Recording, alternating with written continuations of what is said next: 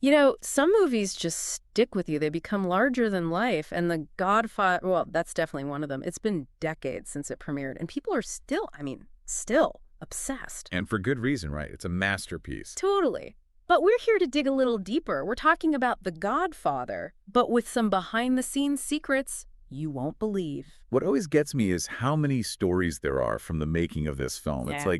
It's almost like the production itself was this epic drama. Okay, so get ready because you've got a treasure trove of trivia. Yes. We're talking about those wait, what moments, even for hardcore fans. Like, you think you know The Godfather, think again. Yeah, even if you've seen it a million times, I guarantee there's something in here you've never heard before. Okay, I've got to start with this one. The opening scene, right?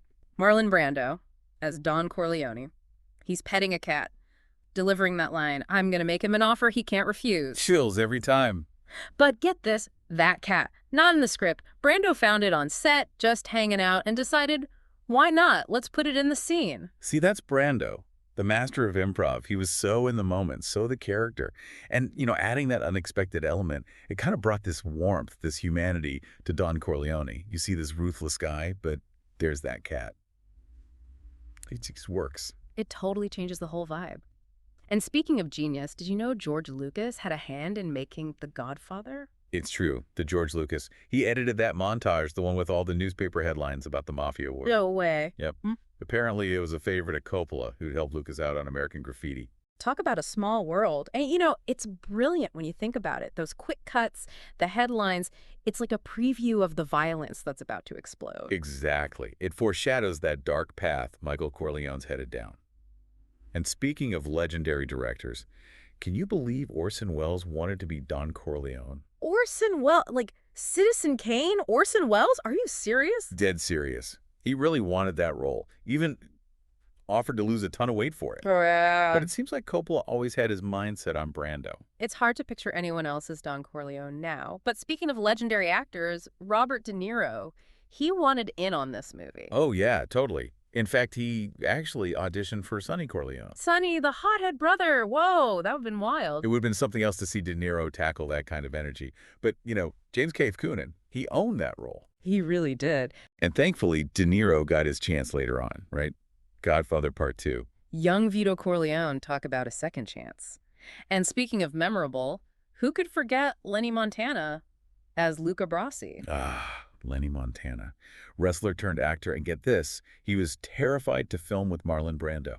Get out. He seems so tough in the movie. Totally. But yeah, behind the scenes, he was starstruck, totally nervous, kept flubbing his lines even. No way. So what happened? Coppola, being the genius that he is, he turns it into a whole thing, adds that scene where Luke is rehearsing his lines. Oh, right, before going to see Don Corleone. Exactly. Explains away the nerves, makes the character even more real. That's amazing, turning a problem into a positive. That's directing.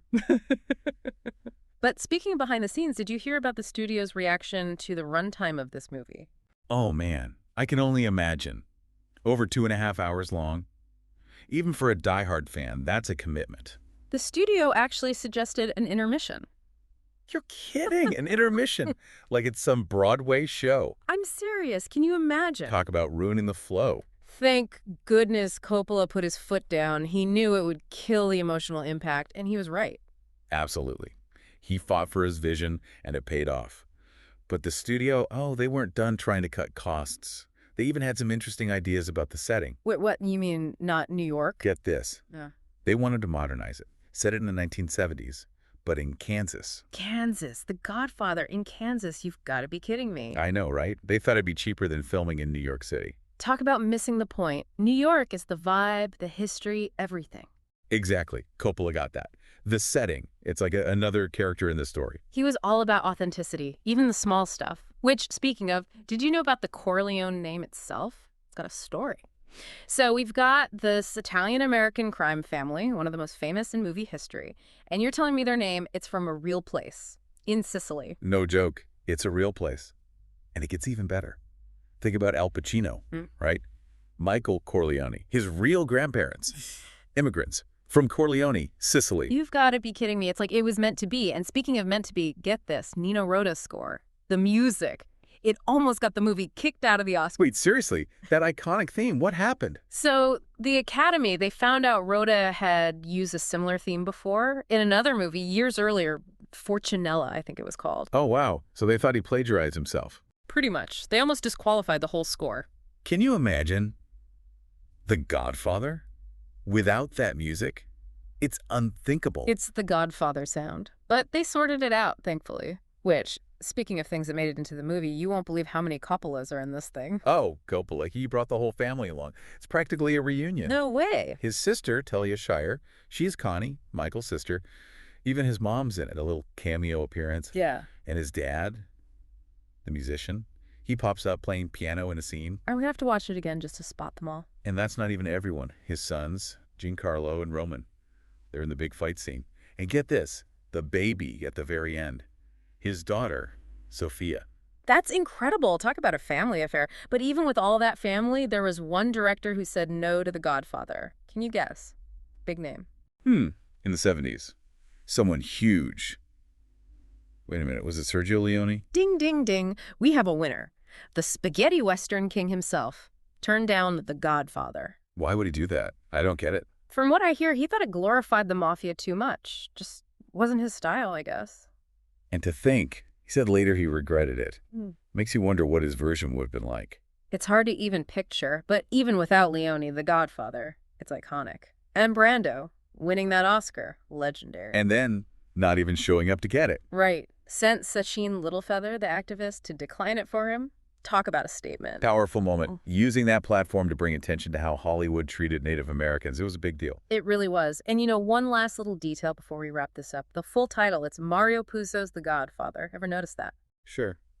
A nice tribute to the guy who wrote the book. It was Coppola's way of saying, hey, this is Puzo's story. He really respected the source material. Respect between artists. That's what it's all about. Couldn't have said it better myself. Well, folks, there you have it. Our Godfather deep dive, complete with cat cameos, family casting calls, and almost Oscars disasters. Who knew? It just goes to show, behind every great movie, there's a whole other story happening. Absolutely. It makes you appreciate the artistry even more, Totally. And hey, next time you watch it, keep an eye out for those 149 explosives in Sonny's death scene. Talk about going out with a bang, The Godfather. It's more than just a movie. It's a legacy. And on that note, we'll leave you with this. What surprised you the most about our little trip behind the scenes? Let us know. And until next time, keep on diving deep.